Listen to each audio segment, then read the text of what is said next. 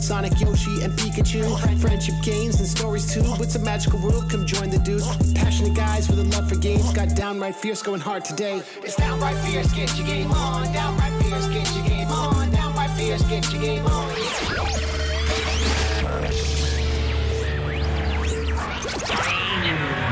Downright fierce.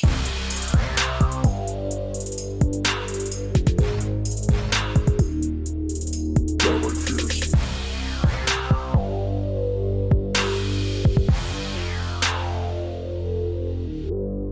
Downright fierce. Hello and welcome to episode 88 of Downright Fierce Gaming, St. Petersburg's worst kept secret podcast. As you can tell, my name is Josh Sensio. With me is Kyle Lafayette Tomlinson. What's up, buddy? How's it going? Oh man, you missed last episode. Holy crap. Everybody missed it. Like I reached out to I even asked my brother-in-law, and he doesn't know anything about gaming, and I'm like, dude, I need somebody to talk about Stadia with me. I missed you. I missed you too, buddy.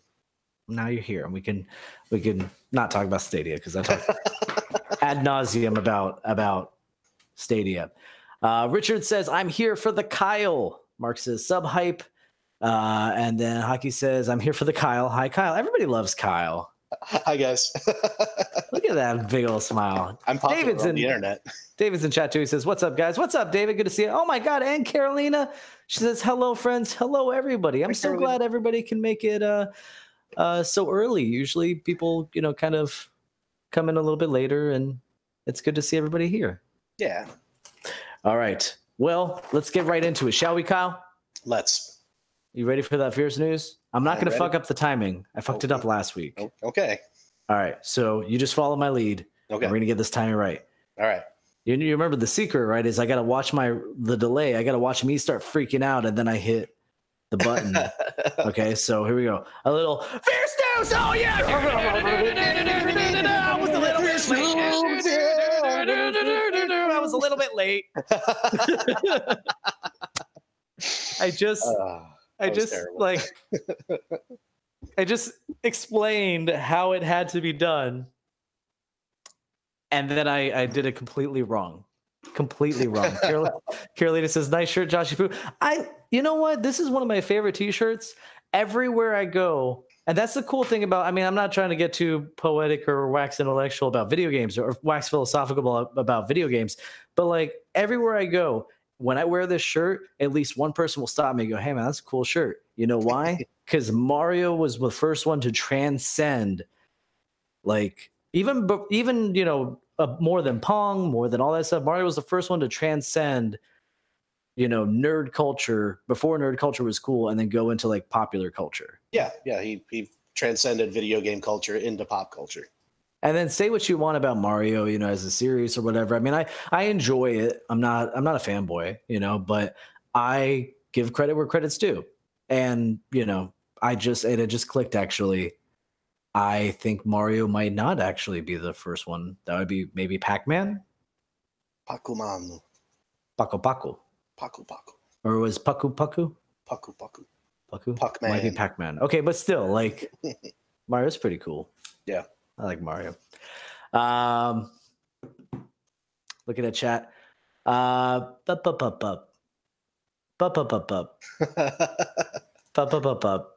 Carolina's it's just Carolina says, do you think this channel can help me get EA and PlayStation to re-release SSX Tricky?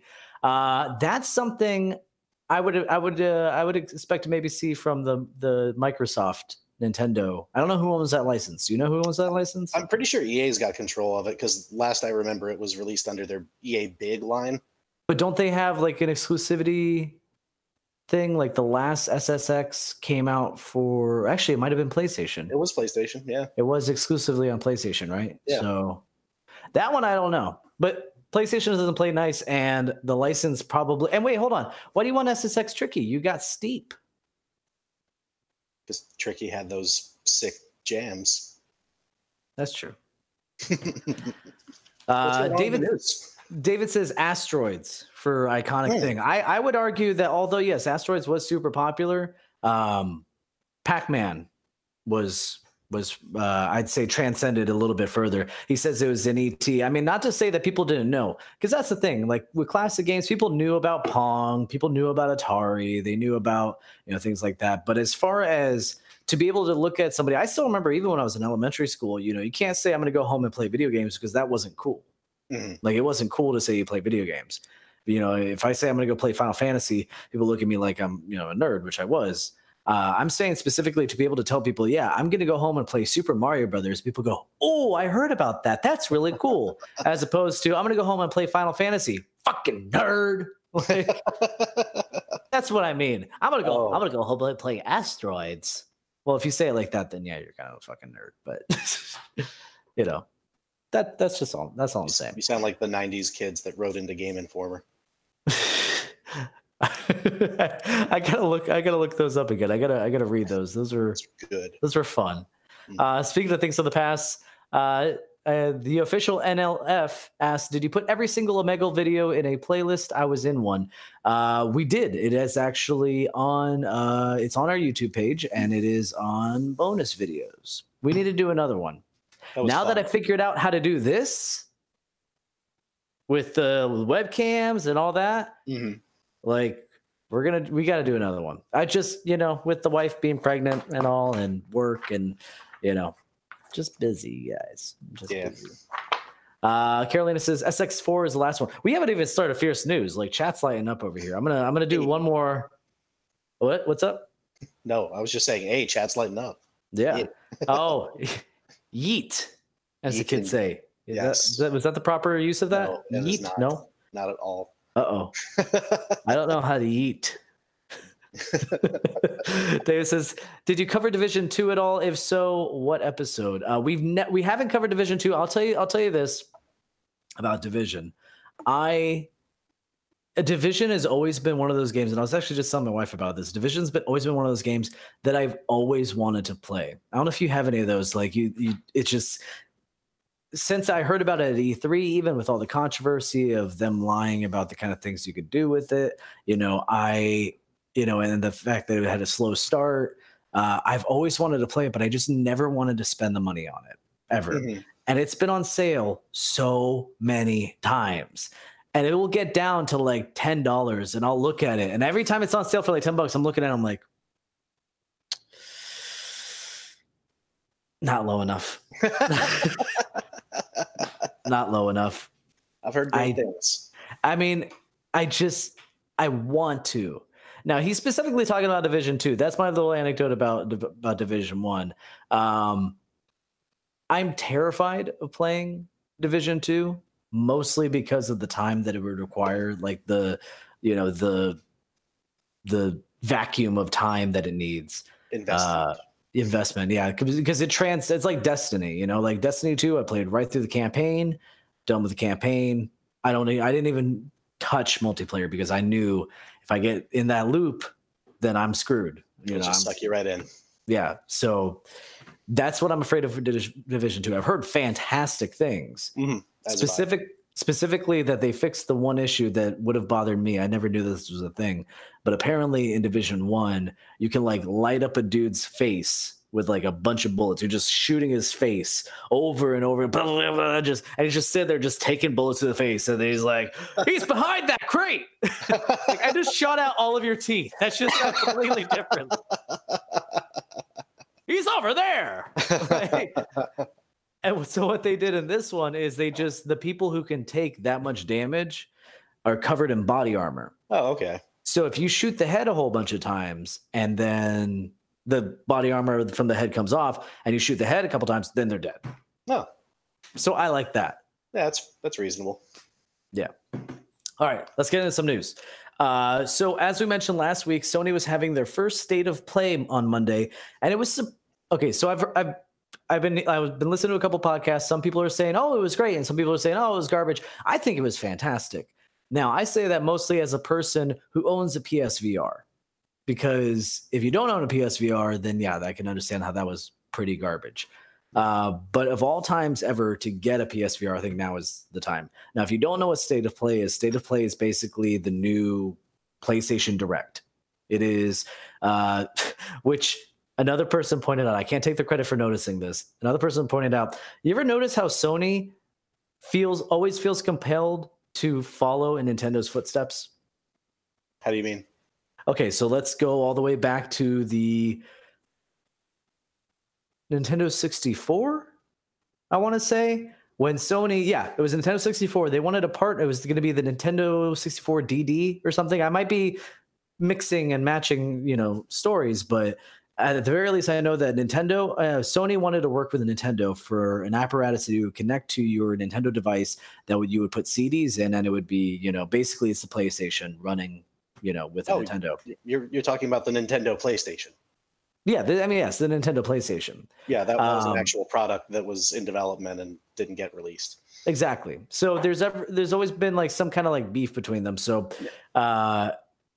you fast forward all the way till I'd say, I mean, this might not be the first time, but let's say when Nintendo comes out with the Wii, Nintendo has the Wii. It's this big giant success. What does Sony do? They come out with the Move controls. Mm-hmm. Yep.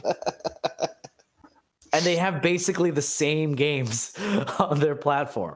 But they're like the Great Value brand version games. Exactly. Exactly. So, they do that. Now, Nintendo has Nintendo Direct. And then Sony's like, we could do that. Yeah, we can PlayStation Direct. No, we can't call it that. State of Play. That's what we're going to call it. And it looks... You said we were talking about this earlier. You didn't see it. No. It's a Nintendo Direct without freaking Reggie, like without anybody sitting there actually, hosting it. It's it's a Nintendo Direct. I mean, that's what it looks like. Mark, on the top of 4, and Carolina says, "Yeah, I can see that. Maybe more Sega Saturn." Carolina says the Saturn reminds me more of the Saturn than GameCube. Did that get picked up on the mic? Did you hear my crazy cat? No. I swear to God, she just went and just ran off. No, I heard the cat running. I didn't hear the cat noise. So weird. Okay, so PSVR, like I said, I think this is the best time to get a PSVR right now.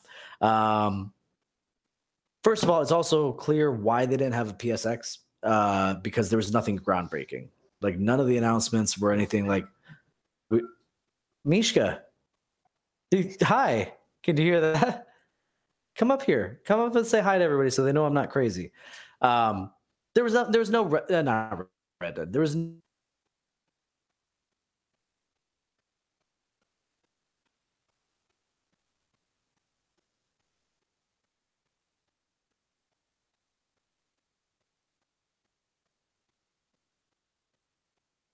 I'm losing my audio and video feed from you, Josh.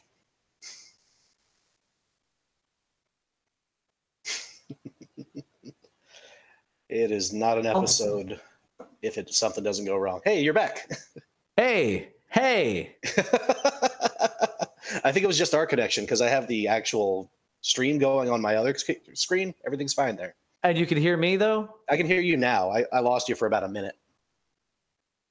And I just lost you again. Me too, and that kind of sucks because my audio is going through the stream. So like my audio is not connected to that computer. My audio is connected going tonight. Oh no. Oh, sorry. You were just Fuck it, we'll do it live for a second. You're just very still. You're just like okay. What's the game I'm thinking about? Joel and like Nelly or something. Last of Ellie. Us? Last of Us. That's it. Okay. So there was no Last of Us 2 news. There was no there wasn't anything like that. And that's fine. We don't need to see anything more about those games. They can stay quiet about that. Continued support for quality PSVR content. Mm-hmm. So here's a couple of when they announced Falcon Age. That's actually been it's a game with a cult following that's been kind of Kickstarted, but like it's got a following. It's coming out April 9th. It's called Falcon Age. Okay, sorry, I just missed it. No, it's okay. You and your Falcon explore a semi-sandbox world. Combat involves using the Falcon as well. So like you like distract a guard or something, and they sneak up and just bash them in the face. You know. So it's like the first book of the Dark Tower.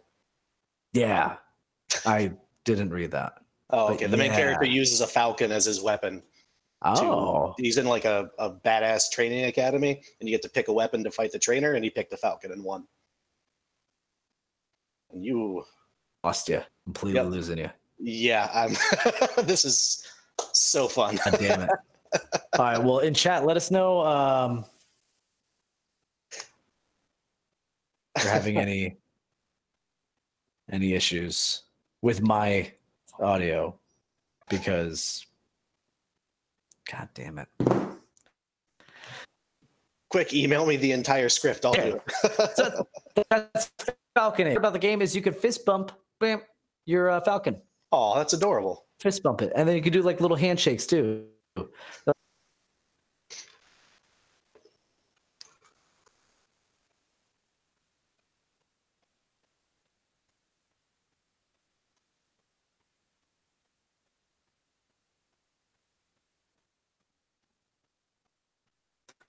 Oh, I know what the issue is.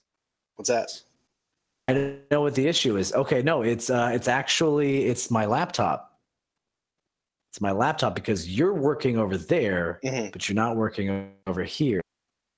Kyle, I want you to talk about your favorite video game for like a little bit, okay? My favorite video game. Kyle's going to talk about his favorite video game for 1 second. Oh, fantastic. Oh, gosh. Well, my favorite video game, I guess, would have to be the one I've played the longest, even though it's not the one I'm most emotionally invested in, and that is League of Legends, because I'm a filthy, dirty, casual gamer. For those of you who do not know, League of Legends is a 5v5 multiplayer online battle arena game. Oh. You good? I have no idea, but we'll find out. I guess we will. I took the laptop out of the cupboard where it was, and I just like put it in the middle of the room. So I'm hoping that'll help with the thing. I got my fingers crossed for you, buddy. We'll see, man. We'll see. I mean, it's been steady since you moved it, so that's a good sign, right? I don't know. I also feel like I lost chat. This is going to be a fantastic episode for the audio listeners. Oh, like my God, yeah. We have like long bouts of silence. Like a solid minute of silence. Like I haven't seen anything in chat in forever. I'm going to reload chat. Continue about your favorite video game. Oh, God. So League of Legends was initially released in 2001 or 2003, I want to say, by Riot Games, which has since been sold to Tencent, studio out of, well, not a studio, a company in China, which just over monetized the already rough, ruined game. Hello. What game are you talking about? Let's talk about League of Legends. League? Oh man, I always wanted to play LOL, but I figured that'd be my go-to since I played it longer than I've played any game consistently. Is that actually your favorite favorite game, or is that like? It was just the first thing that came to mind. Gotcha. Okay, chat's back up. I haven't lost chat at all. What's the last thing somebody said? I just got something from Dave Brown saying good old Wi-Fi. Yep, I lost chat. Cool. Mark Mayfield says he can hear you now, which I can too, so that's a good sign. Okay, so we did lose my audio. Jamie says, new game, everyone in chat gets to caption Josh. Oh, fun. How bad did it get? Actually, no one jumped in on that, sadly. Dave Brown says he feels like Tencent owns everyone, and you're not wrong, Dave. That's well, I now I can see that. Okay, but that's the last one I could see. Well, then this is back on. This is exactly, and you know what? This is a great segue to the next VR game I want to talk about. This is exactly why we need your help. Patreon.com/downright fears. So we don't have to jerry rig. You have no complicated this setup is to like execute. In fact, Kyle lives locally. And I'm like, please webcam in because this is so jerry-rigged. I might lose everything and we'll never be able to do this again. So that's why we need your help. Patreon.com/slash downright fierce. Now, here's even more inspiration. Not just that, you know, we can have a better quality, that we can have better quality streams. I'm going to do a stretch goal on our Patreon. Ooh. Because there's a game coming out. I don't know if you've heard for VR, specifically for PSVR. I don't know if you've heard of a little indie game called Five Nights at Freddy's. I, in fact, have. Five Nights at Freddy's VR, Help Wanted, spring 2019. If you don't know what Five Nights at Freddy's is, it is a game that relies basically on cheap scares. It is the Insidious. Well, I mean, Insidious wasn't that scary, but it is the current scary movie trend of games where it just screams in your face. Five Nights at Freddy's. It is horrifying, even not in VR. But I'm gonna figure out a good stretch goal, enough to get some decent internet connections going. I could probably do a wired connection there. Probably do that even right now while the stream's going, but I'm not gonna. If we meet that stretch goal, I will buy the game and I will record a let's play, a decent sized let's play of me doing Five Nights at Freddy's VR, which if you've seen. Will you tap out if it gets too scary? No, that's the thing. I will honor the stretch goal and people's contributions, and I will just tough it out. Okay, because I remember you tried to do RE7 and you had to put that down. Yeah. I also I think we were streaming. Brandon and I played what's the one with the ghost? Like it's the new Poltergeist, Paranormal Activity. Oh, we played Paranormal Activity, the VR game, and I noped right out of that. Just like nope. And then Brandon's like, yeah, I'll play. I'll try it. No, I'll give it a shot. It's fine. Just Ghost. Oh, hey, Ghost. How's it going? And that game scared him. He's pretty unshakable, so that's saying something. Yeah. Carolina says, I don't like scary things. And Jamie says, yay, it's been 1,000 years since the last Let's Play. Mark says, literally 1,000 years. So that's what I'll do. I'll come up, I'll make a post and something. I'll figure out what the stretch goal is. It's not going to be that hard. It'll probably just be 2 subscribers. But, if we meet that stretch goal, I will do that. Heck yeah. The next one, have you played Everybody's Golf? No, I haven't even heard of that. You haven't? I heard good things about it. Christopher Donald Stanton, the Christopher Donald Stanton, he said that's apparently a really fun game. And I haven't tried it, but apparently it's getting a VR version. Oh. That's coming out May 21st, 2019. Now, this next one, are you familiar with the London Heist? It was a PSVR experience. No, sir. Okay, so apparently inspired by the London Heist, which is easily one of the best experiences for the PSVR right now. Best graphics, best gameplay. This developer, which I didn't get their name, but developer made this game, or they're making this game Blood and Truth, which is coming out May 28th, 2019. It looks like it's exactly like London Heist, which is basically it snatched the VR game. Oh, I'm sold. Yeah. I mean, like, it's even like, it's London Heist, so it's like, this looks like more of the same. I even think it has some people from Snatch in it, in London Heist.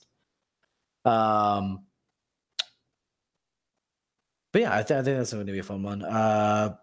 Oh, god damn. So I saw this and I'm like, okay, great. I'm just going to live in VR now. VR support is coming this summer for No Man's Sky. Oh, wow. No Man's Ski.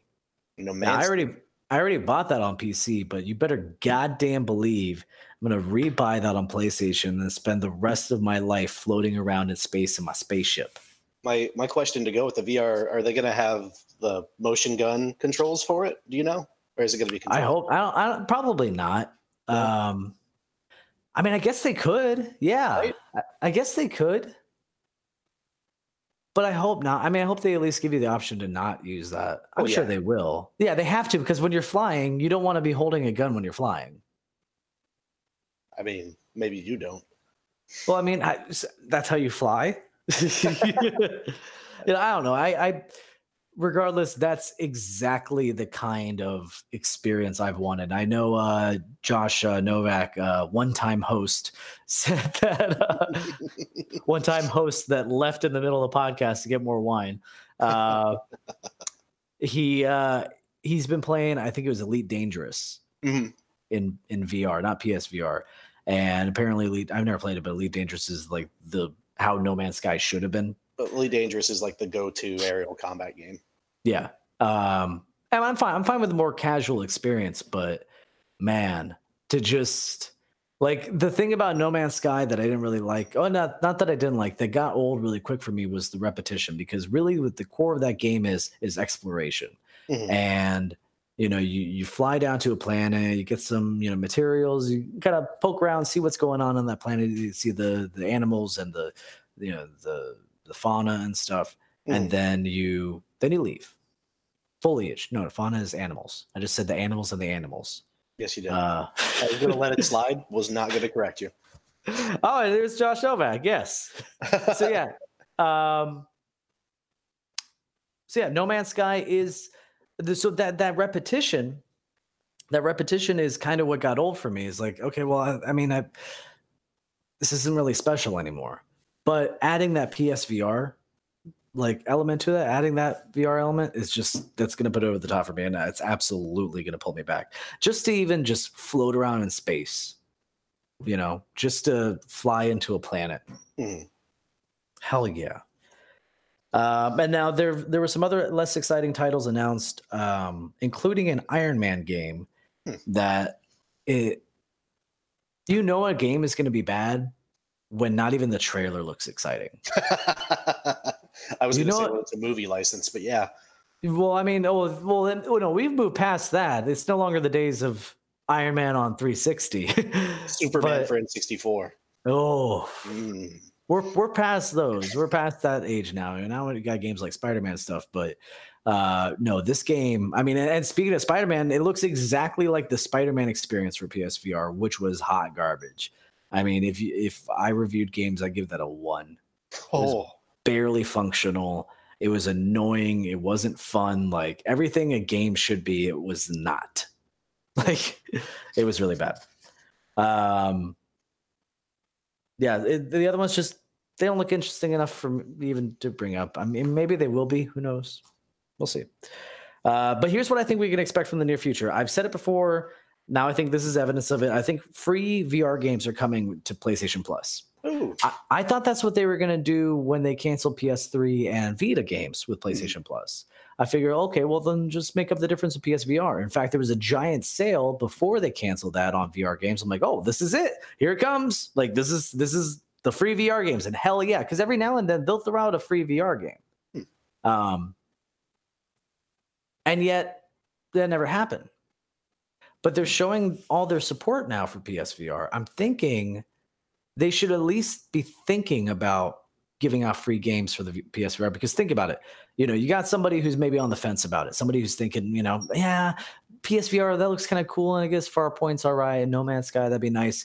But those few games do, because that's the thing about VR. There's not that many must-have titles, enough to make it like worth it for some people to buy it just to play those games. Right. You know, right now, the best games to buy, I mean, the PSVR is fun to buy for the experience of being in VR, not for really playing the games. Now, there's Beat Saber, there's Super Hot, there's Farpoint, there's a handful of Skyrim VR. There's a handful of really awesome VR experiences in PSVR. But if you were to add on free PSVR games every single month with your PlayStation Plus subscription, all of a sudden that value goes way up. And somebody's looking at that and they're like, okay, well, yeah, you know, it's not that many games, but there's free games. and I now have a library. Because I mean, no matter what, even if you don't, if you the Words are hard. even if you don't have a PSVR, if you didn't download, Nope. that Josh, nope. Cutting in and out. you didn't. Nope. There we go. You're back. What? Okay. What I was saying was, with PlayStation Plus, even if you don't have a PSVR, if you're not adding those games when they come out, because do you have PlayStation Plus? No, I do not. You don't? Okay. Well, still, they've released some games for PSVR on PlayStation Plus. If you're not adding those, you're just why not?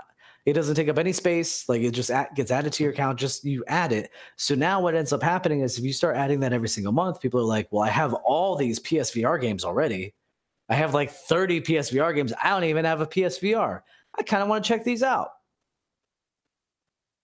Yeah. I mean, I think that they're probably like one good pitch at a meeting away from going to that model.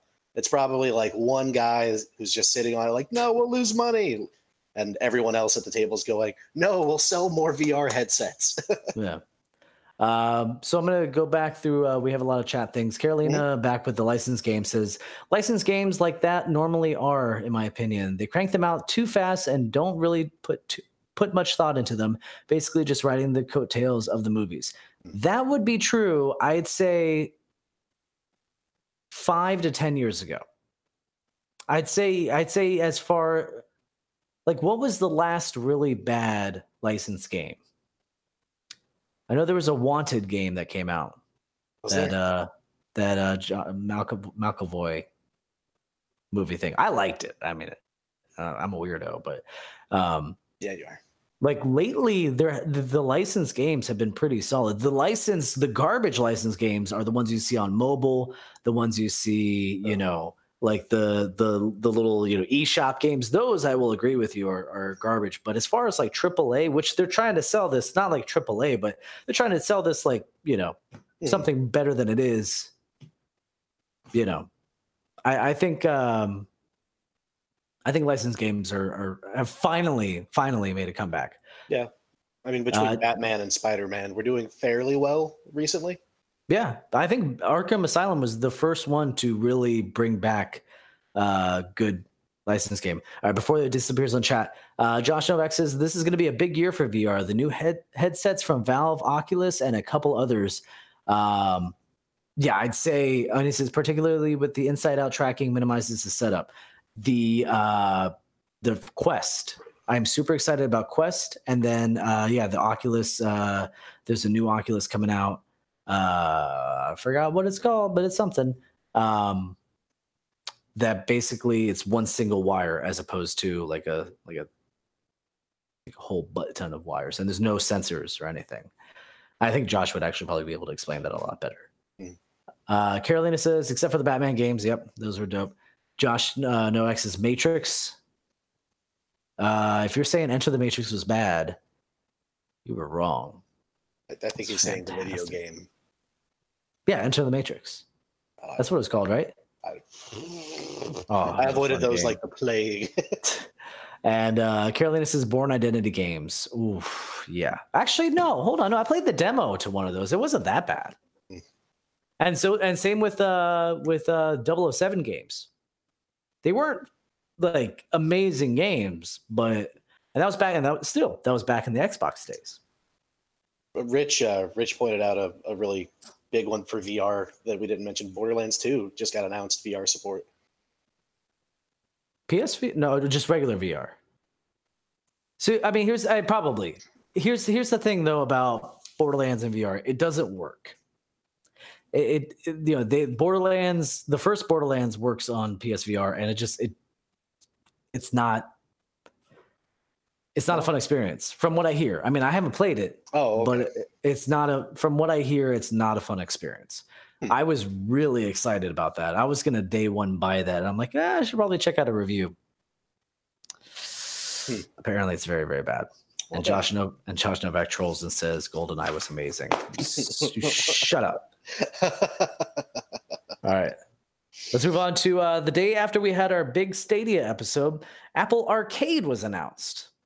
So now Apple's doing the whole gaming streaming, which actually we kind of knew that they were working on that. They were schmoozing developers and stuff. It's a similar streaming service to what I think Stadia will be, because we still don't know exactly how Stadia is going to work. We don't know if remember we were saying if you have to pay a monthly fee for the service and then you can buy the games or what. If it's you pay one thing and then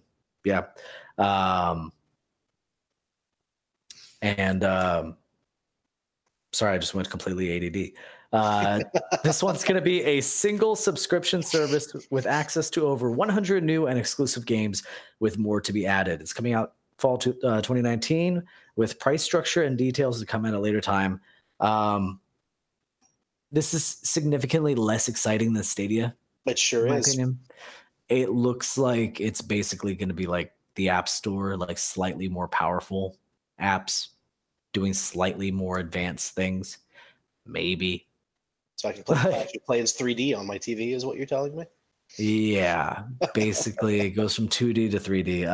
Apple's Phil Schiller says, quote, the App Store. Hold on, I need a voice for this. Bobcat Goldwave. I don't think I know his voice well enough to do that. Okay. No, I need like a douchebag. Here we go. The App Store is the world's biggest and most successful game platform. Now, we're going to take games even further with Apple Arcade, the first game subscription service for mobile, desktop, and the living room. We're working with some of the most innovative game developers in the world to create over 100 new and exclusive games to play across iPhone, iPad, Mac, and Apple TV. Apple Arcade games will be great for families, respect user privacy, and will not have ads or require any additional purchases. We think players of all ages are going to love Apple Arcade. So here's the thing. Over 100 new and exclusive games. If any of them were worth anything, people like me who report weekly on video game news would have heard about it, would have heard leaks. There would have been leaks. There would have been, if they're developing, if they have freaking Splinter or anything, would have leaked. And yet it hasn't. So that being said, I think that's not to say that this isn't cool news for other people. Mm-hmm. This isn't for anybody who watches the show. This isn't for us. This isn't for the gamers who know who Phil Spencer is, or Reggie Fils-Aimé. Like, I feel like this could be really cool for your grandma who wants to play Mahjong on her Apple TV, or kids. You know, pay $10 and then they, hey, $10 and hey, yeah, you can play all your Roblox and Yeats. God, stop. Just stop. It's not a game. Yeats isn't a game. Damn it. I'm going to get it. Carolina says, then you can stream or basically lease games and shoot them up to Apple TV. She says, if you have Apple TV, then you could do that. Mark says, this is going to be Apple's Ouya as a service. That's exactly what I was thinking. Could you explain what Ouya is for people? Oh, thank you. Yeah. So, know it? Well, I don't. Okay, so I know a little bit about Ouya. I know that it was Android based, right? Wasn't it like basically you could play Android games on a TV? Isn't that all it was? Yeah. Okay, so basically it was a platform that's supposed to revolutionize gaming. All it did was really just bring mobile games to your screen. Yeah. But the problem with that is and like it required a physical console. The problem with that is you can do that with almost like any SmartCast device, and then you have your own Ouya. You don't need an Ouya. Yeah, I think it was like $100. I'm pretty sure it was based off of a slightly beefier Raspberry Pi variant. Yeah, it wasn't powerful. It wasn't anything. It was just garbage. So it died pretty quickly, which is why we make fun. We use Ouya as an example when some new, like the Intellivision people want to come out with their console, or the Atari VCS, which, by the way, I keep forgetting to share this. I keep forgetting to say this because it got mentioned in one story and like I didn't write it down, so I just forgot about it. It got delayed. The Atari VCS got delayed. We don't know what it is. But it was supposed to come out spring this year, I think, and we still don't even know. Well, we kind of know what it is because apparently it's somewhat powerful, or they're trying to make it powerful. Yeah, they said it'd be about like an Xbox One. Yeah. Well, it's delayed. So That's too funny. yeah. So okay, so yeah, I mean this is for those people. I think considering that, I think that Apple can pull it off. I think of all people to launch this kind of service, specifically this kind, I think Apple is perfect for that. I agree. I mean, they've got the most successful app store. Yeah. And I mean, when people say, when people who aren't in touch with technology try to say smartphone, they don't say smartphone. Oh, your iPhone. Mm-hmm. Hey, keep an eye on, watch out for that iPhone. I don't know when somebody would say that. But no idea what grandparents sound like. I'm trying to use iPhone in a sentence. Like, oh, get out your iPhone and put it like, that's what they know. They know that they connect their phone to the computer, their PC, and it's a Mac. And they know how to connect their phone to their PC. Well, I mean, okay, maybe they don't, but I'm just saying, like, they know their one-stop shop is just Apple, and they don't have to worry about anything. And Apple announced a bunch of stuff too. They're announcing like Apple TV and Apple, all kinds of different streaming services.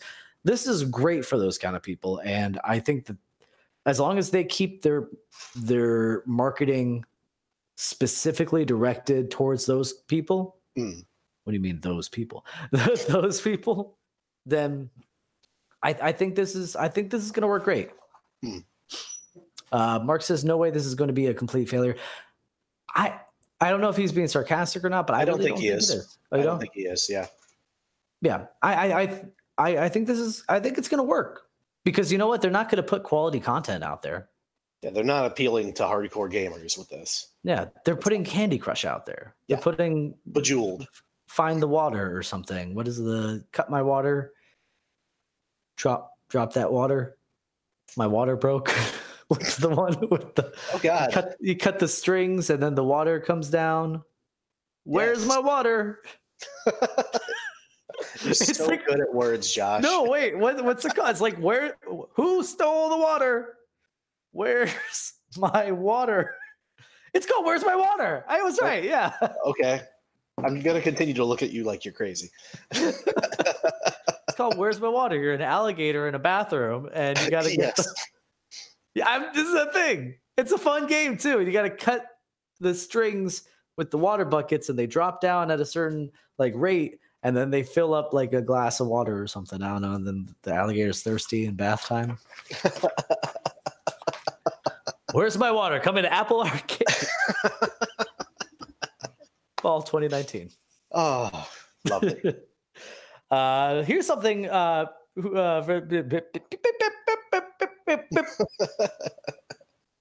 Here's something that people who listen to this podcast will be excited for, albeit not completely surprised at all. Borderlands 3 was announced. Woo! If you are surprised, you either haven't been paying attention or don't listen to us because been saying this for a long time. Like this is the most obvious announcement chain ever. Mm-hmm. I mean, it got to the point where it was just ridiculous. Like I don't understand why they didn't just come out and announce the game.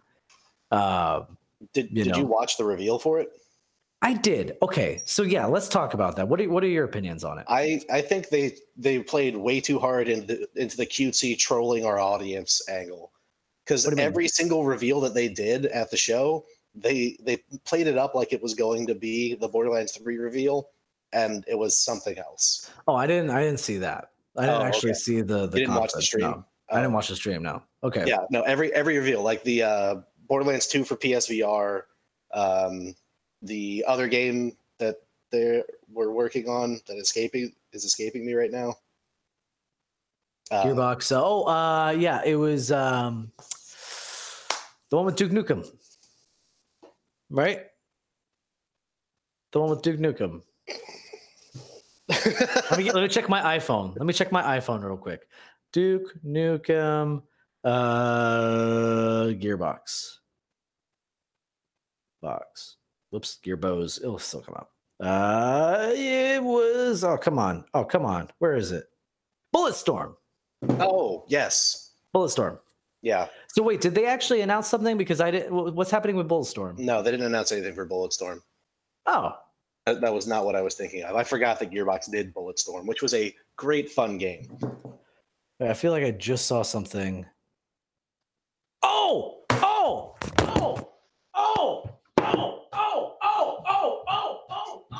Josh is going nuts. I called it. I'm sorry, Mishka, but I called it. Last week, or maybe it was 2 weeks ago, they were saying we're going to have Bulletstorm news. We're going to talk about no, sorry, they didn't say that.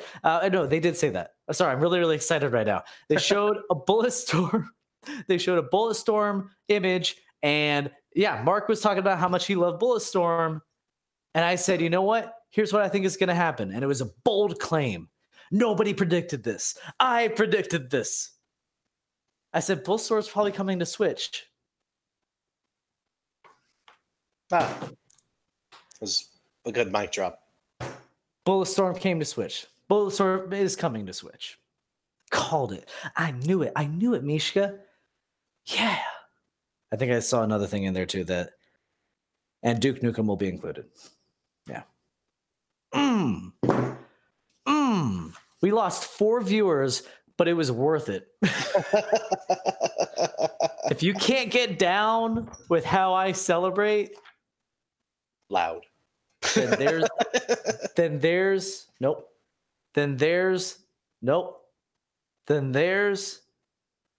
the X. You could X your way out. That's how I celebrate. It took you way too long to find that X, buddy. There's a delay. It's mirrored. I don't know why so many people listen to the audio. Like, what? Why? What am I doing for you? I have no idea. I used to do it while I worked out.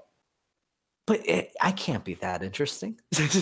We can't be that interesting. I listened to 60-something episodes of it on an audio. That's my dog. That's why I love you, Kyle. You support my art. I was the one audio downloader for 6 months.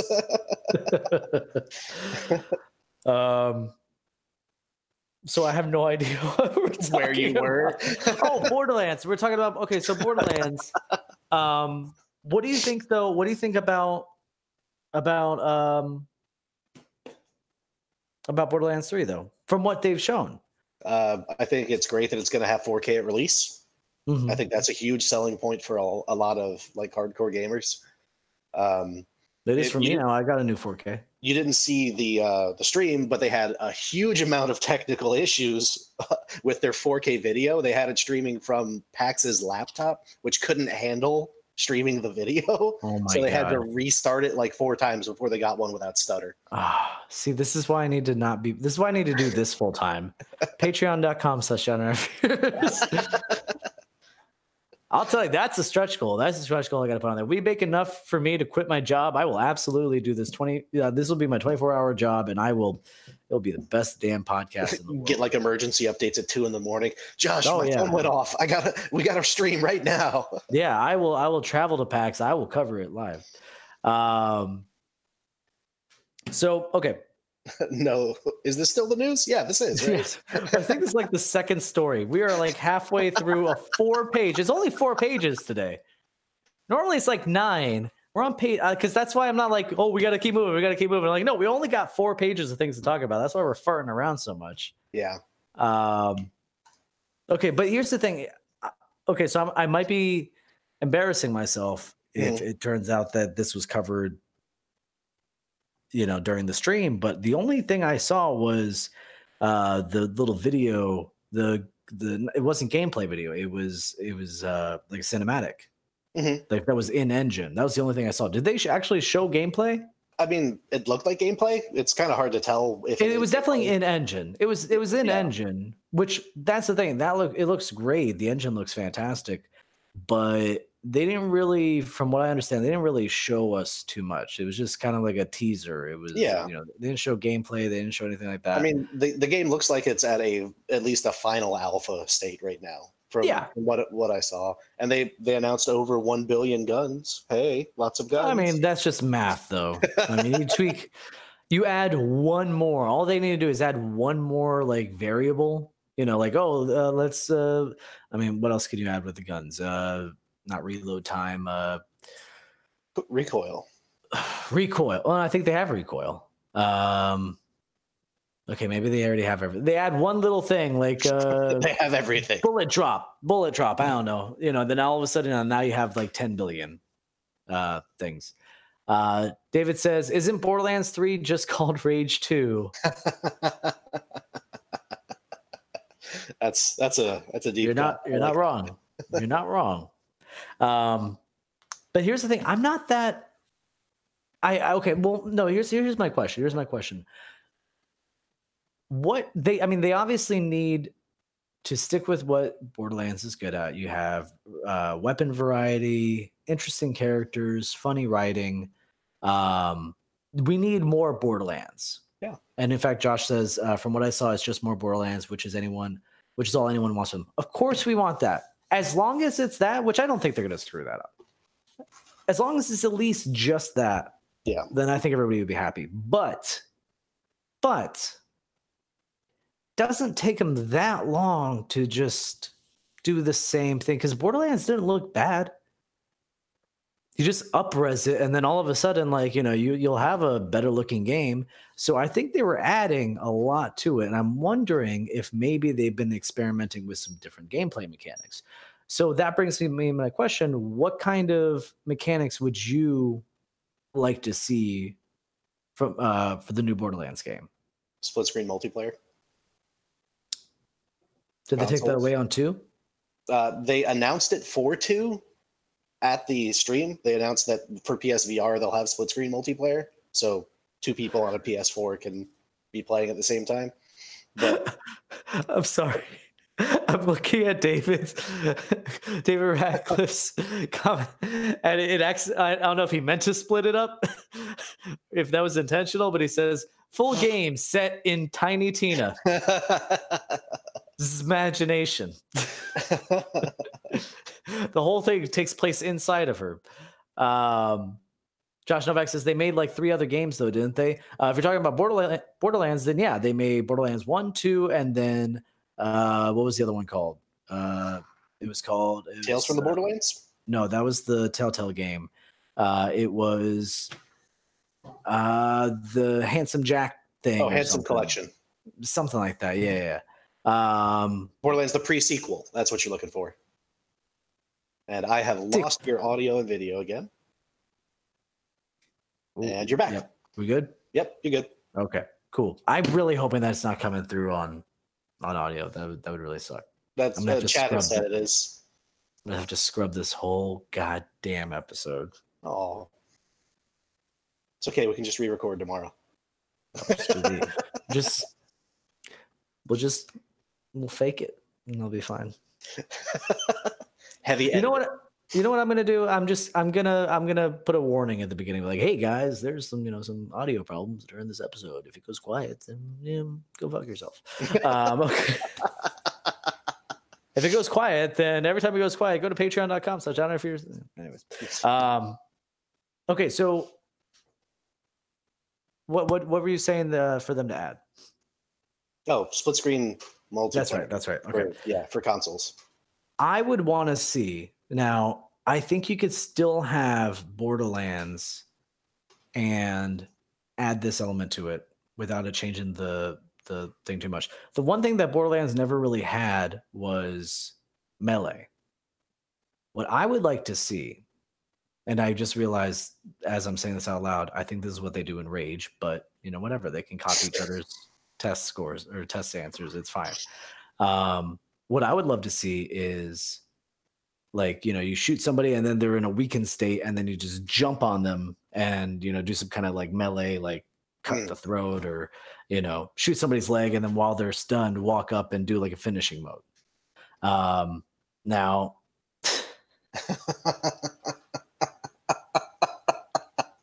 you already know what I'm going to say because you're looking at chat too, aren't you? Yeah, I am. All right. Well, Josh, first of all, I would love that. He says, if you say Battle Royale, I'll drive to Tampa right now. I would love it, even if it's to smack me. So, but I'll say this. I think a 1v100 game style would absolutely fit in the Borderlands world. I mean, it's cell shaded, so it's not that hard to run. You have the weapon variety, so every time you drop down, it's a crapshoot. You might get some garbage pistol that fires every which way, and then you might get like the most accurate gun in the world. That's a fun 1v100 experience.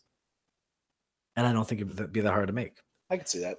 And I think it's going to happen. You know what?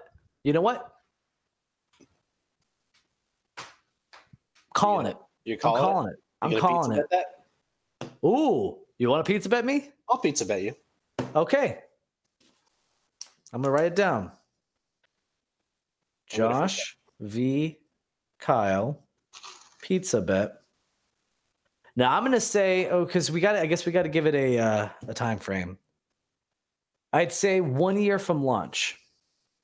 Borderlands 3, 1 year from launch. At least, like within 1 year, Battle Royale. A Battle Royale or release a Battle Royale?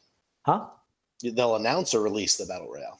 I mean, at least announce. Yeah, I give you announce. Yeah, I mean, like I don't know how hard it is for them to make it. I've never made a game, but I think that, they're going to do something with that. I'll take that bet. 1 year from release. Borderlands 3 Battle Royale. Now, am I covered for if it's a different SKU? How do you mean? So if it's Borderlands 3, but they're releasing a Battle Royale for like $20 in the same engine. Yeah, no, that's fine. Okay. Different SKU counts. Was that a retail term? Did you just drop SKU on me? Yeah. You never heard SKU before? Oh, no, I've heard SKU. I worked retail. All right. Josh says, that's a dumb bet to make. It's trivial to add, and they can get that sweet Fortnite money. David says, wait, are there are the 100 on a team? No. Like 1v100 that's another term I've heard for Battle Royale. It's you versus everybody else, but not that they're on a team. It's like everybody is the 1 versus 100. Mark says it'd be fun for a while. David says Path of Exile made a Battle Royale mode for an April Fool's prank. That'd be crazy. All right. A gentleman's agreement. Huzzah! Huzzah! Okay, let's move on. So rumors have been floating around for a while now about Nintendo coming out with a cheaper Switch model. We've been reporting on that. First of all, it makes sense because that's a Nintendo-ass thing to do. Like that's absolutely something they do. 3DS, 2DS, 2DS XL, 3DS XL, like, yeah. We now have details about Nintendo's plans from the Wall Street Journal, who claims that Nintendo has an enhanced variant of the Switch in development, bolstered with features, quote, targeted at avid video gamers. This will be joined by a cheaper option of the console for casual gamers with the intent of it acting as a successor to the 3DS. Now, let's stop there. That statement really confuses me. How do you have an underpowered Switch for casual gamers? I can tell you exactly how, because we talked about it on this podcast. They're selling a Switch without a dock. You just froze, by the way. As soon as I finished that sentence, your face froze like this. I don't know if you can hear me. I can't hear you. I mean... Oh, you're back. Oh, God damn it. God damn it. Yeah, as soon as I said switch without a dock, you froze. Okay. So yeah, no, I remember talking about that. But that's not an easy thing to carry around with you. You know, it's not like a to just 15, 20%. They shrink it 20%. Okay. Like that'll fit in the back pocket.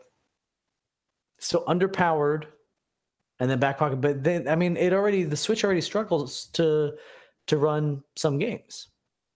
Like, so if it's underpowered and they could shrink, because that's the only way they can make it smaller is if they make it less powerful, I'm sure. Yeah. Or maybe it's the screen. Oh. I can hear the light bulb. Oh. Maybe it's not that big because of the like graphics card or CPU or motherboard or whatever they have in there. Maybe it's that big because they wanted the screen to be that big. So they just shrink the screen? Shrink the screen. Yeah. Make it smaller. Don't even necessarily make it less powerful. Take out things like Rumble. Take out things like, I think it has like the Amiibo reader. Yeah. Take out all that stuff. Leave the dock. Take out gyroscope things. No, you can't. You can't take out the gyroscope. But I mean HD Rumble. Take that out. Yeah, you don't really need the Rumble. I wonder how much battery life too. Yeah. Lower battery life. But you make it cheaper. Okay, I could see that. Mark says, I really can't see who would want a weaker Switch. Well, I think they are specifically looking towards the people who adopted the 3DS. I remember I was working at a GameStop when 3DS came out, and I had moms coming in there being like, oh, hey, do you have Cooking Mama? Like, not for their kids, but for themselves. Cooking Mama was a great game. I never played it, but it did appeal to casual gamers, and I think that's what they're kind of aiming for right now. But I think the important thing would be to make it smaller, make it more portable. David Radcliffe asks if the Rumble and Gyro aren't in the Joy-Con, not the actual console. I think he's right. I think they're in the Joy-Con. Yeah, no, I'm saying take them out of the Joy-Con. I say take the Joy-Con functionality off and just attach it to the Switch permanently. If you're going to make it just a handheld, I guess if it's smaller, then if it's smaller.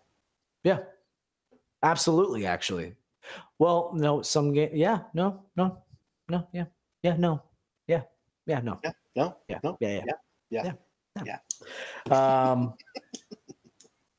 Okay, so according to this report, the enhanced version won't be as powerful. Now, we talked about this a little bit. Mm-hmm.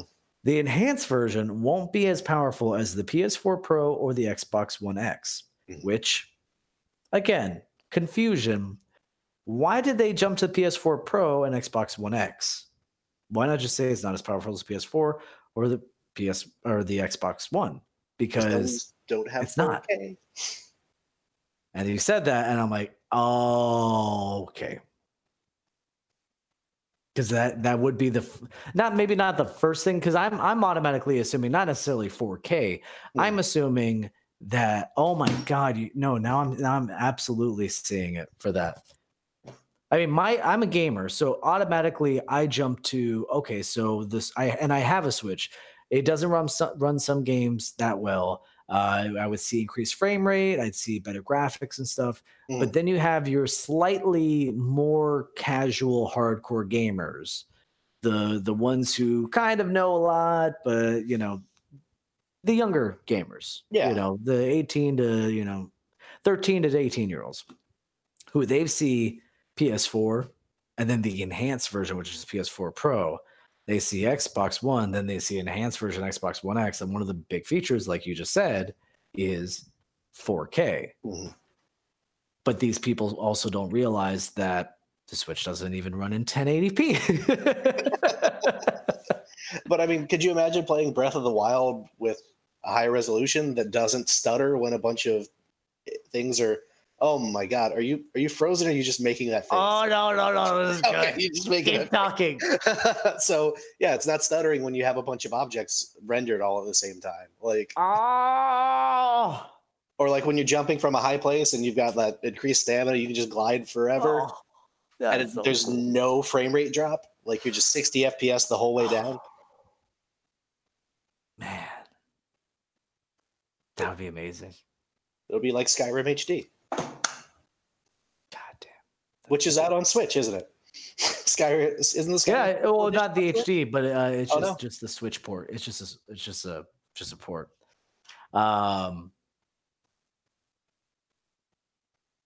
Sorry, I'm just trying to catch up in chat. I'm feeling incredibly ADD tonight. Okay, well that answers that question. Cool. Shall we move on? Let's. To CD Projekt Red, they say E3 2019 will be, quote, the most important one, or sorry, let's try that again. CD Projekt Red says E3 2019 will be its, quote, most important one ever. CEO Adam Kaczynski, no relation to to Brian Kizmetsky, real name Kaminsky, said, quote, last year's E3 has been the most important one so far throughout the whole CD Projekt history, but this year is going to be the most important one ever for us. We have really prepared a strong show. So last year they had that awesome gameplay demo, which, I mean, that's the thing that really got me excited for the game. And then there have been reports about how behind closed door demos showed even more. What game? Thank you. For Cyberpunk 2077, which there we go. And I even wrote a little note because we were talking about that earlier. I'm like, I didn't even write down the game. Nope. Cyberpunk 2077. If you don't know what that is, it's basically one of the most anticipated games right now. Everybody's super excited about it.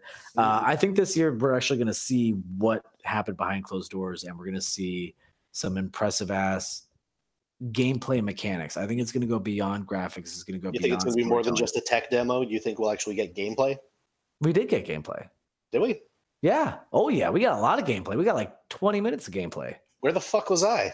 I don't know. It's good. You got to look it up, man. What the hell? Yeah. You haven't seen gameplay of Cyberpunk 27? Why are you excited about this game?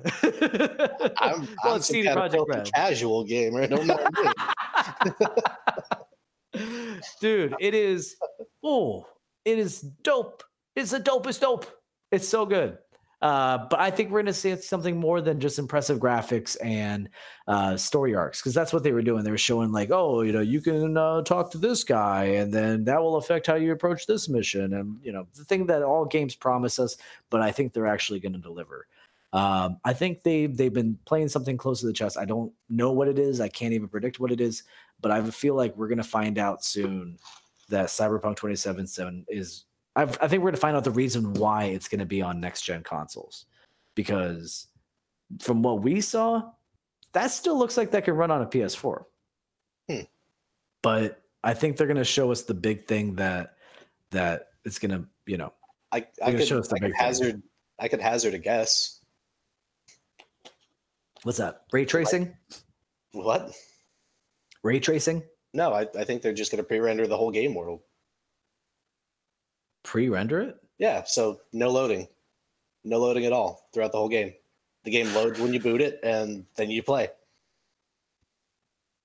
You need to stop saying such sexy things if you're not prepared to deal with the consequences.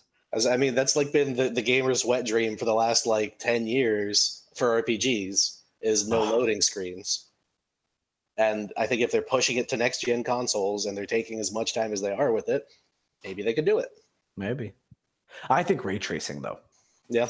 Ray tracing, the new thing that is on the new NVIDIA cards. It's okay. So basically, when light hits this black surface, it doesn't really reflect off too much. And this is a very simplified explanation of ray tracing. I don't even understand it completely. In video games, what you end up seeing is the shadow in the back, and you can't really see that because the light, but you see a shadow, the shadow shows up, and it's, because that's how light works. And it's the way it's doing that is it's saying the source of this light hits this object and then creates a negative on the other side of that object. Then that's how we do impressive shadows.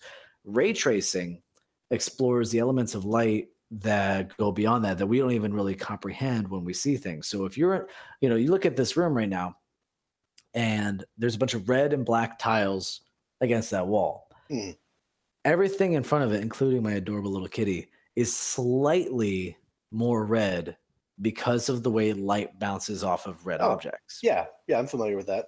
Yeah, I wasn't, because I'm an idiot. But I mean, like, but the subtlety of the redness. And so I'm not saying necessarily like, yeah, obviously if you have a giant red room and everything's red, then that little bit in the corner is going to look more red. I'm saying like the tiny, tiny little differences. So things like that, the way light affects different materials and objects and stuff that require ray tracing, where it's not just one source of the light hitting the object and tracking that source. It's a whole bunch. It's not just, and then additionally, not just with color, the way light enters a room.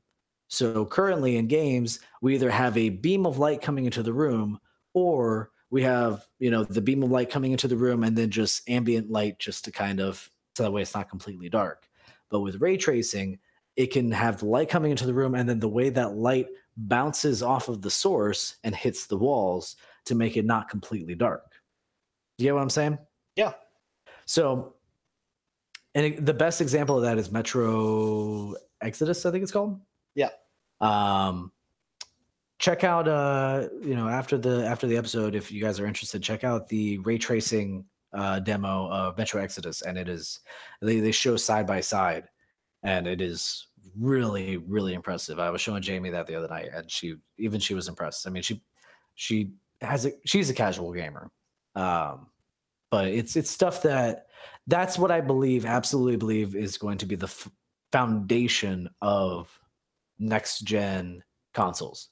First of all, I think this is an easy prediction to make, but I'll still make it. Every single next gen console, whatever, with Stadia or, Xbox, PlayStation, all of them will have ray tracing, because it's not just something that you could just add software wise. Apparently it's something that, I mean, again, I don't know enough about it, but they're saying only certain graphics cards are compatible and are able to do it. But I think that's going to be the big showcase. I think that's because you remember, I don't know if, you remember back, what was it? It was a launch title for PS4. It was the Killzone game. Oh, yeah. Killzone Shadow something. When that game came out, as far as consoles go, because I know this was happening with PCs for a while, it wasn't called ray tracing, but I think it's just dynamic lighting. Seeing that for the first time in a game, true dynamic lighting, like, damn, dude, like it was beautiful. I remember like a little beam of light coming in through like a little slot, and then looking over at the character, I'm like, oh my god, that beam is like, they're just only illuminated right here and everything else is in shadow. Like, blew my mind. And I think that's absolutely going to be the future of gaming is ray tracing. Yeah.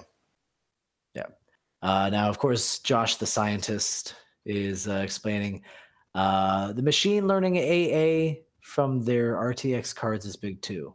I don't know what that means. It's in the name. It traces the photon from emission to absorption. That's exactly what that video said. Yeah. And then Jamie says, I can't even be called a casual game about high water.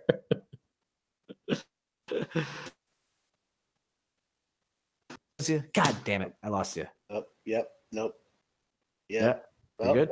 Yep. Yeah. Yeah. Hey.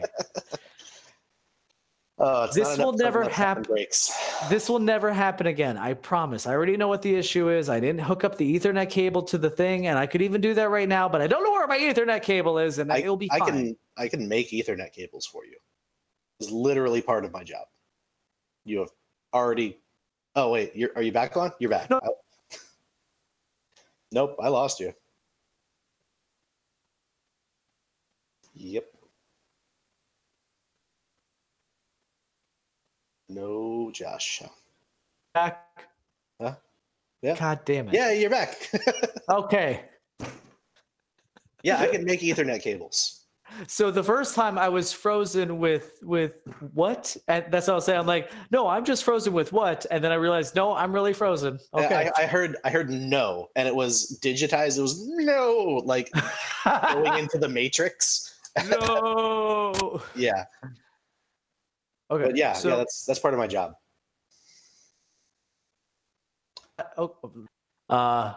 And then Josh Novak says it generally takes a lot of horsepower to do. The most common examples of ray tracing in the mainstream is Pixar animation. The ML thing is they teach their cards to anti-alias before running the game. It's pretty slick. So that was an interesting thing I learned about Pixar animations. Did you know that some of them, it takes like hours and hours to render one frame? Nope. That's crazy. That's freaking nuts. Okay. All right. Let's finish up this episode so that way we're not having any more goddamn hiccups. It won't happen again next episode, okay? I'm going to use an Ethernet cable and it's going to be amazing. We can't leave talking about CD Projekt Red without talking about a new Witcher game. Okay. So I told you to remind me of that. Thank you for reminding me of that. I left a note. We don't know what they're working on, but they did just expand their studio, and they were saying, like, they were being asked, hey, well, what's going on in the new studio? Is this specifically for, Cyberpunk 2077, or you're working on something else? And they go, no, it's for our other title. And then like the interviewer's like, wait, what do you got going on? And they kind of did a little backtrack. They're like, well, no, I mean, we're not ready to talk about that yet. We're pretty full. Like, we're good on the Cyberpunk 27. We have a pretty full staff working on that. But, that's actually the reason why they were saying that this one's the most important for them, because they need to kill it. They need to get that support for this game. This game needs to destroy, because their next project's apparently going to be just as, if not more, ambitious, which we don't know what that next project is. But I want a Witcher game that's the size of Daggerfall on the map. I want a Witcher game, but not starring Geralt. He's got to be too old by the next game. Well, they said that they're done with the Geralt storyline, but what's that? Cirilla? Yeah, that'd be cool. I can see that. Yeah. I can be about it. So, okay. So that's if not that, then something. I mean, hey, these are the RPG masters. Mm-hmm. They know what they're doing. They do good work. I trust them. Yeah. Okay. So speaking of E3, Bethesda has confirmed that they will not be discussing Elder Scrolls 6 or Starfield at E3 2019. At PAX East, Todd Howard said, quote, "Before everyone asks, please be patient. It's going to be a long time. It's not something we're going to be talking about at E3, either of those games this year. Patience, please." So we definitely already knew that these games are going to be next-gen games. They basically, they said they're going to be next-gen games. Absolutely, yeah. What I was hoping for, though, this is why I reported this, because otherwise it's just like, yeah, I mean, they shouldn't. But what I was hoping for, and now I'm realizing maybe not, we all pretty much know next year. I mean, no, we all pretty much know. I've been saying, and most people agree, next year is when we get our new consoles, PS5, Xbox Y. That's what they should call it, Xbox Y. Why? 2020 is the estimate for the new consoles. I was kind of hoping this was going to be a launch game. I mean, one of them. I don't know which one. I mean, maybe not Elder Scrolls, maybe Starfield or whatever. I thought they were going to be, one of them was going to be a launch game. I kind of expect, because I mean, this is the first major title that is confirmed for next gen. Starfield? Well, we don't know which one's coming out first. I mean, Starfield got started before ES6 did. Oh, I didn't know that. Okay. Well, I mean, then yeah, they confirmed Starfield's development before they confirmed ES6. ES6 gotcha. Wasn't confirmed until last E3. Oh, I thought they were both announced at the same time. Oh, okay. Starfield was announced before that. Okay, so yeah, I figured Starfield would then be the it would be a console launch title. And I mean, it's fine. Take your time, make your game, but that kind of sucks. I wanted it to come out. Also, Josh has the best name for the next Xbox. It's real good. Xbox 2020. God, that is genius. That works on so many levels. Works on so many levels. Xbox X2 Electric Boogaloo. So I have a prediction. I have many predictions. This one's just throwing it out there. I think 2021 is the very earliest we see these games. Very earliest. I would be shocked to see Elder Scrolls 6 in 2021. Shocked.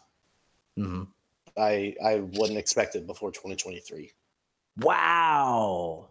Really? They usually spend 3 or 4 years before they even announce a game developing it, and then another 4 or 5 after they announce it's finishing it up. Skyrim was an exception. Skyrim got rushed, but Oblivion and Morrowind took forever to make. But it's getting easier to make games, though. It is getting easier to make games. It is. It totally is. And this is a guaranteed hit that they're working on. So 100%. So like they have the budget, they have the the resources to get it done. I think they made their Fallout money. Yeah. All right. So finally, just a little tiny bitty news segment or story. If you have Twitch Prime and a non-special Nintendo Switch, you can get a full year of Nintendo Switch Online. It's just, you just get that. You got to like redeem it somehow. I didn't look it up, but you search it. Just search it. Twitch Prime, Nintendo. Do it now. Save $20. Heck yeah. There you go. I just saved you $20. Let's move on to what we've been playing. I've got so many things to talk about. Do it. Okay. 1, I've been playing Wargroove. If you like Advanced Wars, you should play Wargroove. If you don't like Advanced Wars, you should still try it out because Wargroove is amazing. It is so much fun. Play Wargroove. I also beat the story DLC thing for Spider-Man. And I'll tell you this. I think what we need to start doing as an industry is we need to have game companies figure out a way to make this work. I don't know. Like financially, I don't understand how they make this work, but this is what I would want to see. Maybe not what we should do, but this is what I want. I want a game studio to release a game. So we have Spider-Man, right? And the same development, the same people who made that game made the DLC for it. And now they're probably working on something else. But what I would want to see is that same company go, okay, we make the game.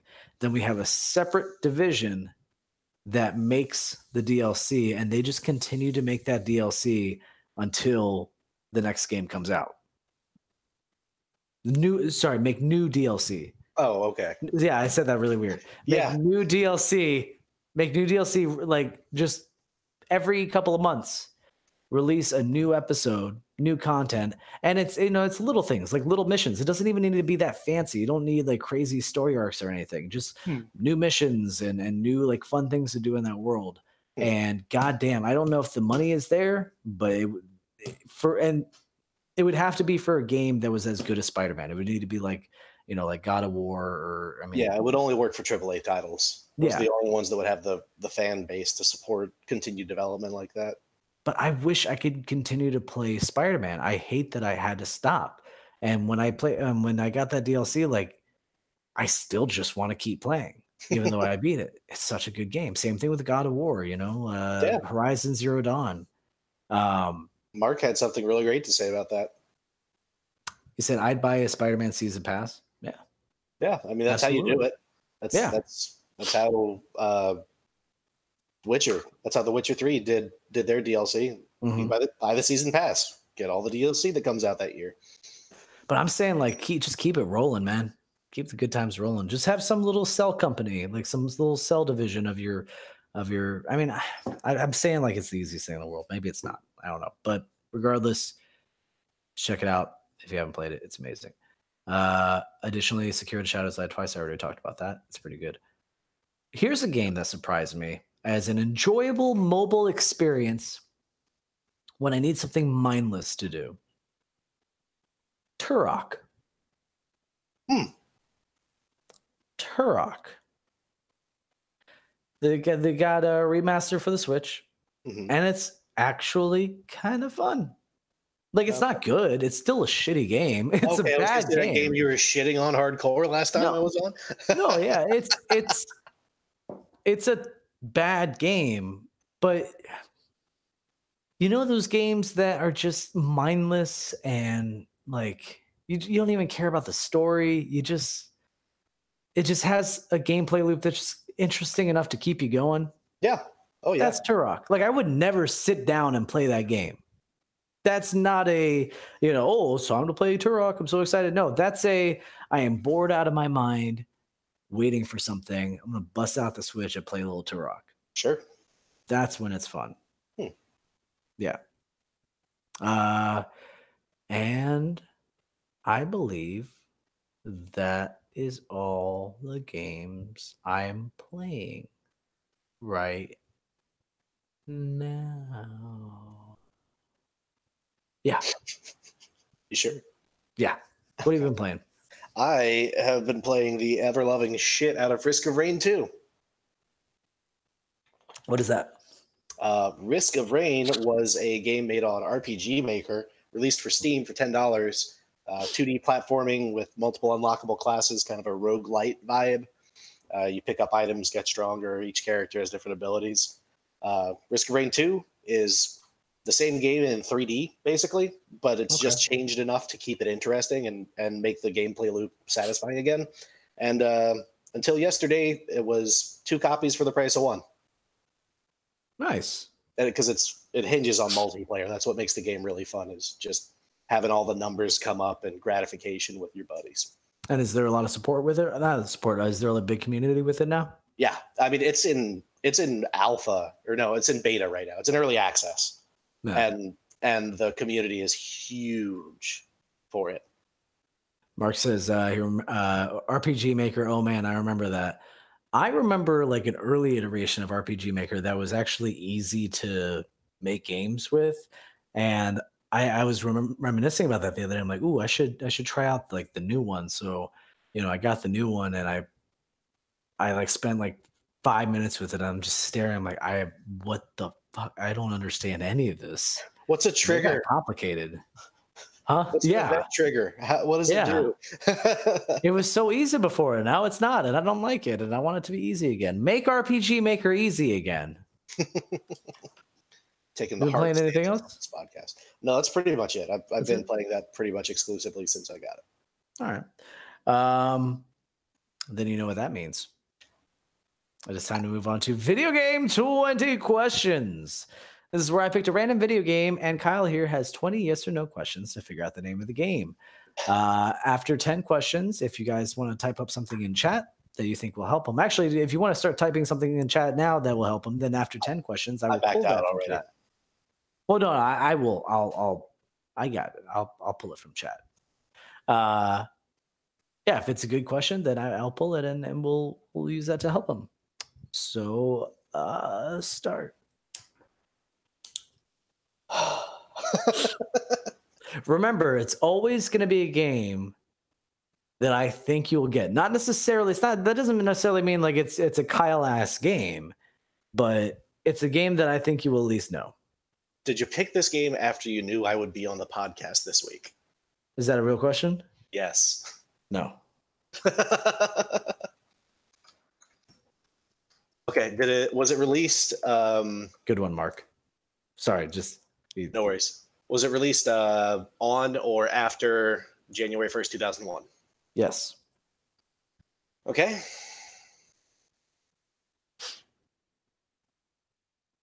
Was it released for the PlayStation 2 generation?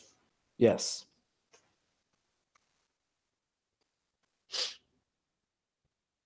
Sorry, I'm typing my answers like I did last time. No, that's genius. That's genius. It makes it really easy to remember what I've got. Yeah. Lovin'. Lovin'? It's what I got. Oh, god damn. Got you. Oh, well. By the played. way, I came up with the greatest video game dad joke Oh, in the entire world. did you? It was so good. I had to just like, because I know we're not going to be able to record another video game dad joke Yeah. thing. I had to send it to Chris. Do you want to hear it? I do. Did you hear the next game? Did you hear the next From Software game takes place in South Korea? It's called Dark Souls. Oh. Wow. You're so proud of that.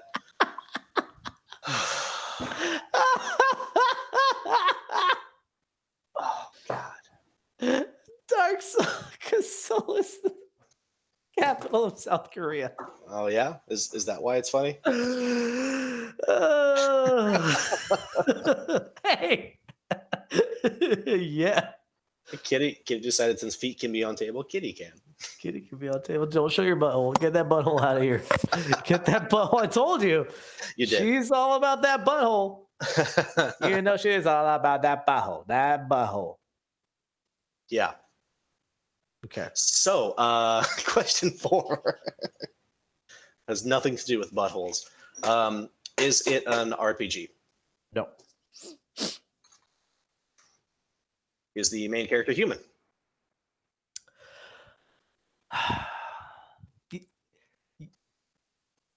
Yes, but be careful with that. Yes, 100%, but be careful with that. Not like 1000% human, absolutely human, Mm-hmm. but be careful with that. Okay. Does the game have a combo system? Yes.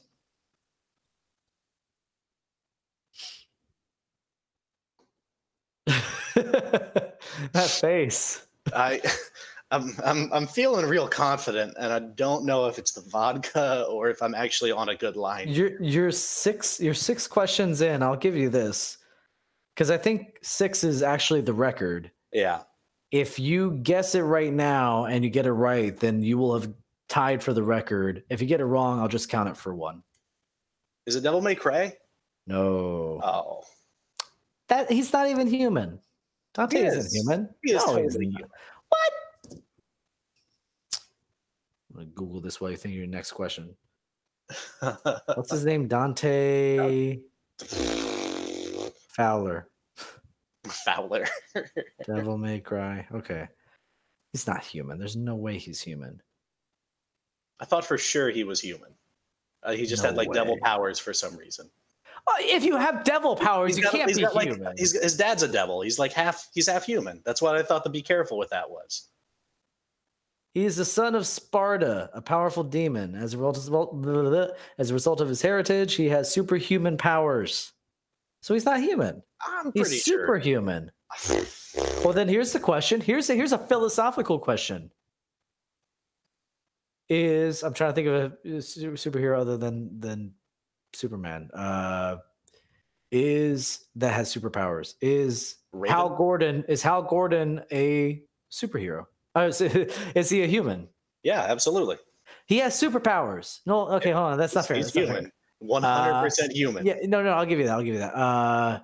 Like Raven from Teen Titans, her dad was a devil. And she's human? I mean, It's Spider-Man. There we go, Josh Novak. Is Spider-Man human? absolutely. No, he's not. He's superhuman. It's 100% human. Altered Josh, humans. he's 50% human. That's what I thought the be careful was. That's fair. Well, I said Okay. he was 100% human. I guess you did. Okay. All right. Ah, main That was a characters. fun Nailed. debate. Thank you. Give it out free answers. Okay,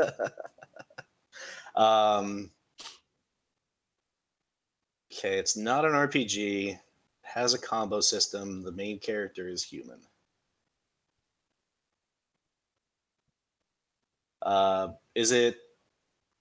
Was it an exclusive on release? Yes.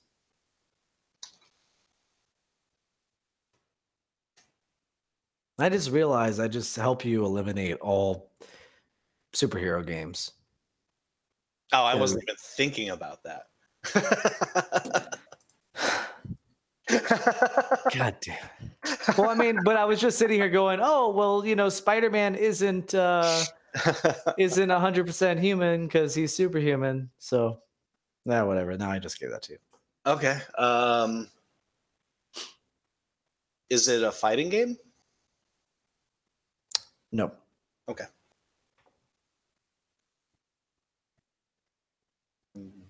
Are there any good questions in chat? have I done 10 yet?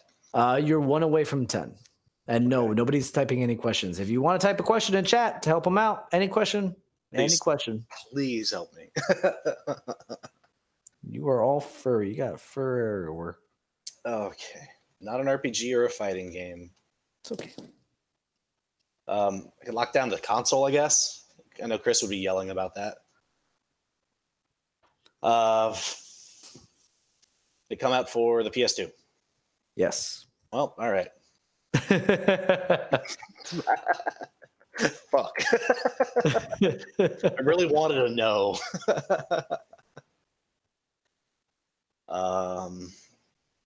Mark asked a good question, but it wouldn't help you. Okay. Is it just That's a good question. That's actually a good question to ask. Not for the game, but for other games in the future. Okay. Do you have a party? Do you collect other characters in this game?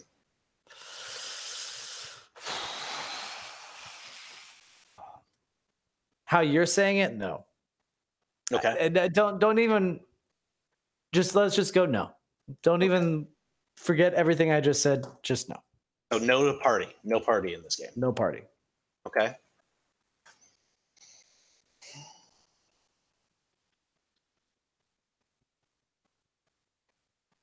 So, is this game turn-based?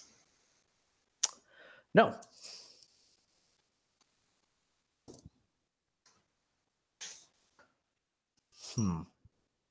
What could it be? What could it be?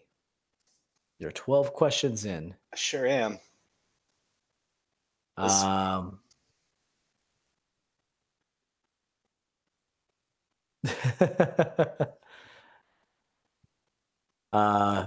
So Josh, I'm just gonna tell you, Josh, yes, because but I know what you're talking about. He was asking, do you stay 100% human? Oh, that's. I would. I took that as a yes with the 100% human thing that you already said. So yeah.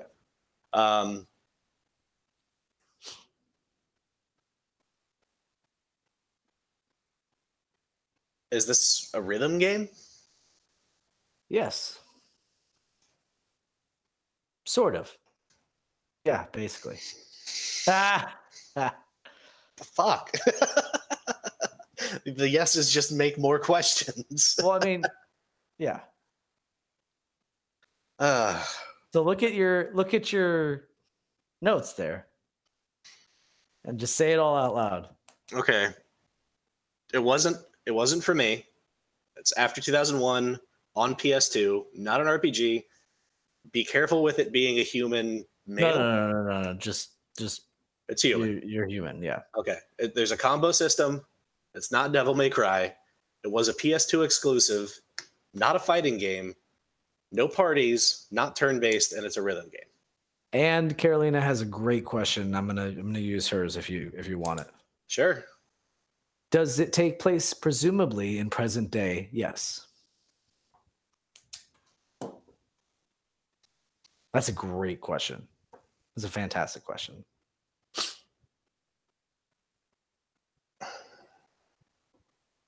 Was this game originally released in Japanese? No. It's right there in your face too, man. It's right there. Got 5 more. 4 more.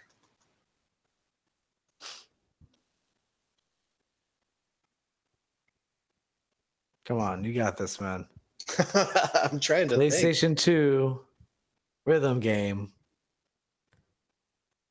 It's the rhythm and human thing that's throwing me off, because I could tell you every rhythm game for the PS2, but I can't think of any that had like a main character. I never said it had a main character. As I said, was the main character human? You said yes. Oh, well, I mean, sorry. Yeah. No, yeah. Yeah. Okay, so let's break that question in half. The be careful with that does not come with the human part. Oh, it comes with the main character part. What? That's where the be careful with that is. Shit. And Josh, that was PlayStation 1.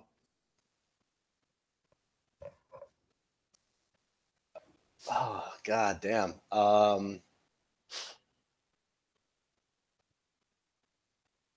You're right there, man. Come on.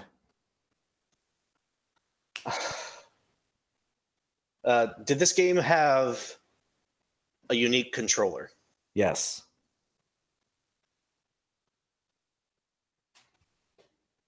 Come on. Chat. Is it Kyle, is it DDR? anybody? Huh? Is it DDR? No. Oh. And I'm not doing the automatic fails anymore. Just don't, start listing every. Okay. It had a unique controller. I will let you I'll give you another question from Chad. This is another question that doesn't get asked enough. This is a fantastic question. What's that? Was there a sequel? Yes. And then Mark Mayfield got it. Fuck. That's Scribe, man. That's Scribe. That's that guy MC Lars was talking about. Yeah. This cat is just licking her butt right there on the stream. I mean, wouldn't leaning against me while she does it. To show you she cares. Yep. You got one question before I give you the gimme. That will just answer it for you.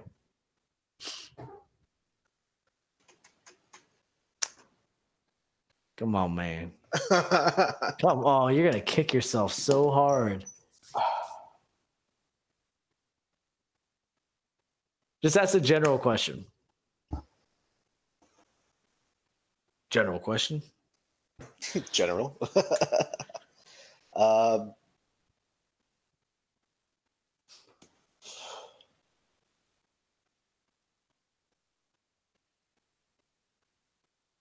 Does the title for the game have more than 3 words?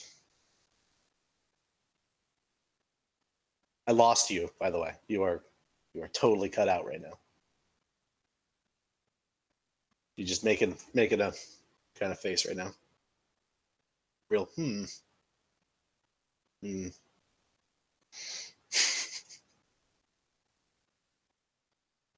Anticipation is killing me. I can see you. You're waving. I just can't hear you because your audio stream is frozen.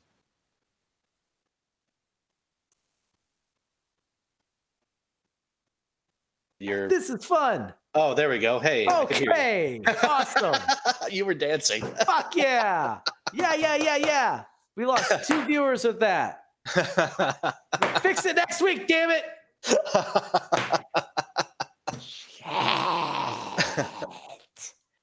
Okay, that's just one question because we gotta end this. Does the title have more than 3 words? No. All right. You ready for the gimme?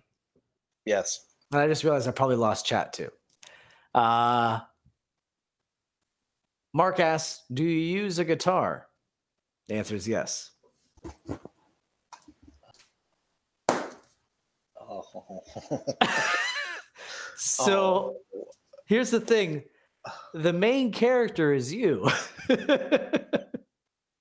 I mean, you're the main character. Yeah, you pick a character and they're all human. I mean, and then there's that too, there's that. But like one could argue when the song is playing, it's you're the star. Yeah. So that's why I was like, be careful with that, because it's like, and then when you said, do you pick a party? I'm like, No, not like I was talking about. Not like you were saying, but all right, I definitely lost chat. But I miss you, chat. That's it for us, guys. This was a train wreck. This was almost as bad as the episode that we did where we just kept losing the stream. But that's actually exactly what happened. I mean, yeah. Basically. If you want to listen to the garbage audio version of this, you can check that out. It's going to be so bad. Podbean, Google Play. Oh, no, I did it out of order. iTunes and Stitcher. iTunes, Podbean, Google Play, and Stitcher. That's what I normally say. Every Monday. That's when I release those. And then we do live episodes that will run much better because I'm just going to connect one little Ethernet cable to that from those two things, and then everything will be fine. Everything will be great. Live episodes go up, or just live every Sunday at 8:30 Eastern Standard Time on Facebook.com/DownRFierceGaming, YouTube.com/DownRFierceGaming, Twitch.tv/DRF Podcast, and Mixer.com/DRF Podcast. If you want to support this show and help me buy Ethernet cables and all the kinds of upgrades that are necessary, we have a fair amount of support on Patreon, but the show actually does cost money to run every month. So there's not too much left over, and it all goes right back in the show. I don't make any money doing this. I do it for the love of it. You can do that at patreon.com/downrightfierce. And you also get our bonus content 1 week earlier before everybody else does, which is a pretty awesome deal. You also get exclusive content that you can't get anywhere else, like two episodes of me, Jacob, Tristan, Brian Kaminsky. So I feel like somebody else was there too. Maybe it was just us. Lewis, maybe? Maybe. I haven't watched him. We got really drunk, and we're like, let's do Downright Fierce drinking. So, some good stuff there, though. There's some good stuff. It's good stuff. So, yeah, you can check that out. But you have to be a Patreon subscriber to get that. It also gets you thanked at the end of the episode. So, we want to thank Mark Mayfield. Thank you very much, Mark Mayfield. Subscribe. We want to thank Tristan Haynes. Gracias. Thanks, Tristan Haynes. We want to thank our executive producers, Brian Kizmetsky, Carolina Jarvis, and Andrew Facekicker Kirkendall. Facekicker. And speaking of Facekicker, and I want to thank Kyle. Thanks for hopping on. I know you were super busy, and I always enjoy our episodes, man. Yeah, man. No worries. Hell yeah. Again, next week we're gonna have it's gonna be lightning fast. It's so good, you guys. That's gonna be so good. 21 gigawatts. And I'm sorry I lost chat. I will check out chat later and feel all the love that I know is out there. So much love all over my face. Speaking of Facekicker, we're gonna leave you now with a music video from Andrew Facekicker Kirkendall. It's my favorite. It's, I think, the only one, but it's still my favorite. I love it. It's really, really good. Have you seen this video? I have not. You should check it out later. It's really good. The band is Burden Affinity, and the song is called The Stand.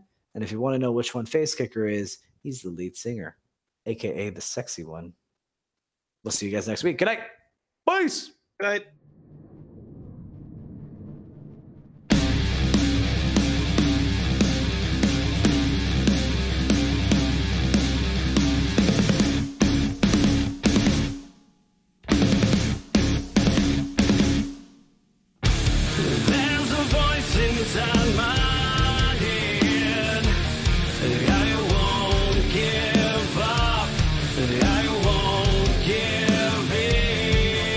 To you.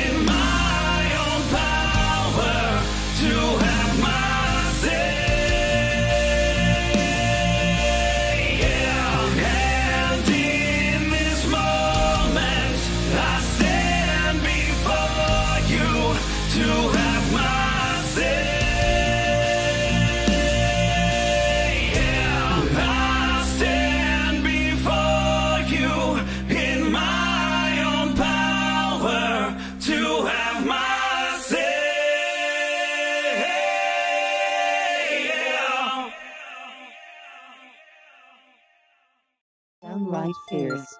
Downright fierce. Downright fierce. Downright fierce. Downright fierce. Downright fierce. Downright fierce. Downright fierce.